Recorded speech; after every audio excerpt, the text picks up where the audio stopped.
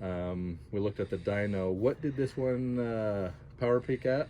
It's more of a torque pipe. This is more of a torquey pipe, so we're hoping on paper you should be able to just lean on this pretty hard compared to the other one. That's what we're gonna find out real quick. We haven't even ran this, so And I do not build these CPI race pipes. I help with the wood cutting and some of the R&D and thoughts.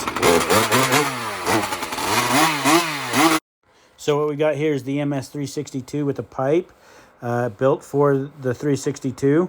And now it's on the MS250, which is mini Hercules. You can see that it runs completely different with these two saws. This is R&D at its finest. It's what we have to do sometimes. I gave up on this cut because I did not like it at all. All right, YouTube, we're back with mini Hercules here with the prototype CPI racing pipe. Still prototype. Nothing is done to this chainsaw, although it was built around a 362 platform, the 59 point whatever cc engine the MS362 is. Now, we were up at CPI Racing Pipes, and they made two different pipes pretty close to the same design, pretty close. There's some minor and some major differences. Not exactly sure what all the major and minor differences are, except for the look, obviously. Stinger wise, we ran this on a 362. It did not like the 362, okay, but it was built around the 362 platform. No port timing numbers, just kind of a based off the CC engine. Now we could make this pipe run a lot better if we got in there and looked at the port timing numbers and figured out what the duration of all of them are, and that we could tune it specifically for this unit. This is still a prototype saw, and you saw it all on Rocky Mountain Chainsaw and on my channel.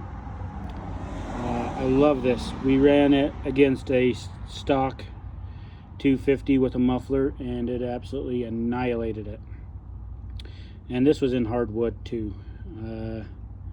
I like to test mine in the hardest wood possible to see how well my chain does and see how well my saw runs. I have a ported 460, aka Brandon is what we named it, because it was a pile of crap on the dyno. Now, the dyno doesn't do everything. It gives you a baseline of what it was. Now, did my 460 run good in the wood? Absolutely, positively. It was awesome in the wood. I loved it. CPI Pipes thought it was a pretty rowdy saw in the wood too.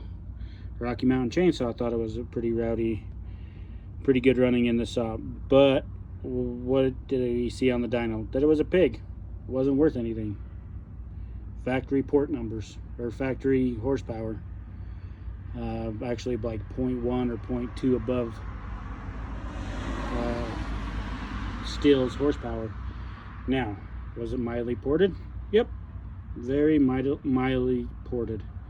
So when it comes to race pipes, you don't have to have the port numbers to make a good running pipe.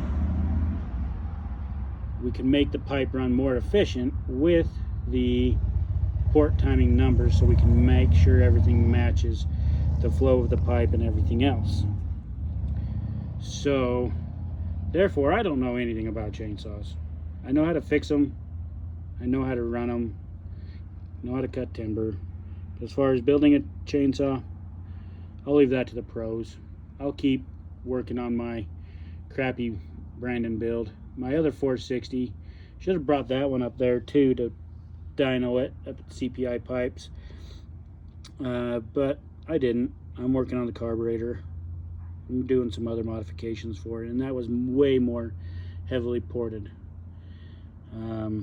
This still hasn't even had the carburetor dialed in for this pipe yet. So that being said, pipes do work without knowing the timing numbers, but we can make it work more efficient knowing the port timing numbers. And this is what I know and been told, so it's not a huge thing. I don't know all about the pipes, but man, when CPI Racing puts on a pipe on a chainsaw and when it's dialed in, it runs. Rocky Mountain Chainsaw has a 372 that is just as mean as can be. I love it. A couple of videos, we did an external stinger on one and an internal. I like the internal stingers a little bit better. They're a little bit quieter. This definitely has more of a pipey sound, if that's the right.